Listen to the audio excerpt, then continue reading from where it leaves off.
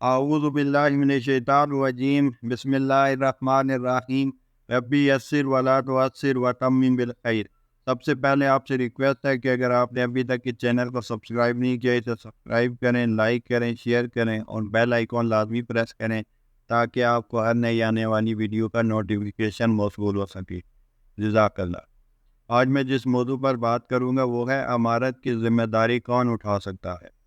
حضرت عثمان رضی اللہ عنہ فرماتے ہیں کہ حضور اکرم صلی اللہ علیہ وسلم نے ایک جماعت یمن بھیجی اور ان میں سے ایک صحابی کو ان کا امیر بنا دیا، جن کی عمر سب سے کم تھی۔ وہ لوگ کئی دن تک وہاں ہی ٹھہرے اور نہ جا سکے۔ اس جماعت کے اس آدمی سے حضور صلی اللہ علیہ وسلم کی ملاقات ہوئی۔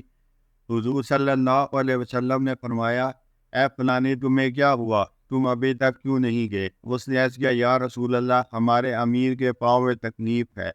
چنانچہ آپ اس امیر کے پاس تشریف لے گئے اور بسم اللہ و باللہ اعوذ باللہ و قدرتہ من شر ما فیہ 7 مرتبہ پڑھ کر اس آدمی پر دم کیا۔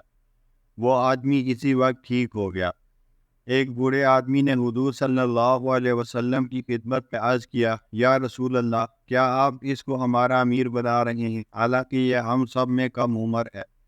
آپ نے اس کے زیادہ قرآن پڑھنے کا تذکرہ فرمایا۔ اس بوڑھے آدمی نے عرض کیا، یا رسول اللہ، اگر مجھے اس بات کا ڈر نہ ہوتا کہ میں سستی کی وجہ سے سوتا رہ جاؤں گا اور قرآن کو تہجد میں نہ پڑھ سکوں گا تو میں اسے ضرور سیکھتا، یعنی اس کے حفظ کو باقی نہ رکھ سکوں گا۔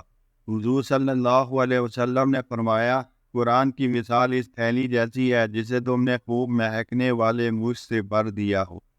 اسی طرح قرآن جب تیرے سینے میں ہو اور تو اسے پڑھے۔ حضرت شعبہ رحمۃ اللہ علیہ فرماتے ہیں کہ حضرت عمر رضی اللہ تعالیٰ عنہ نے فرمایا، آج کل میں مسلمانوں کے ایک کام کی وجہ سے بہت فکر مند ہوں، بتاؤ میں اس کام کا امیر کسے مقرر کروں؟ لوگوں نے کہا، حضرت عبد الرحمن بن عوف رضی اللہ عنہ کو مقرر کر دیں۔ آپ نے فرمایا، وہ کمزور ہیں۔ لوگوں نے کہا، فلاں صاحب کو مقرر کر دیں۔ آپ نے فرمایا، مجھے اس کی ضرورت نہیں۔ لوگوں نے پوچھا، آپ کیسا آدمی چاہتے ہیں؟ حضرت عمر رضی اللہ تعالیٰ عنہ نے فرمایا، مجھے ایسا آدمی چاہیے کہ جب وہ امیر ہو تو ایسے متواضع بن کر رہے جیسے کہ وہ لوگوں میں سے ایک عام آدمی ہے، اور جب وہ امیر نہ ہو تو وہ ایسے فکر اور ذمہ داری سے چلے کہ گویا وہ ہی امیر ہے۔ لوگوں نے کہا، ہمارے علم کے مطابق تو ایسا آدمی ربیع بن زیاد کے علاوہ اور کوئی نہیں ہے۔ حضرت عمر رضی اللہ عنہ نے فرمایا، تم لوگوں نے ٹھیک کہا۔ وآخر دعوانا الحمد للہ رب العالمین۔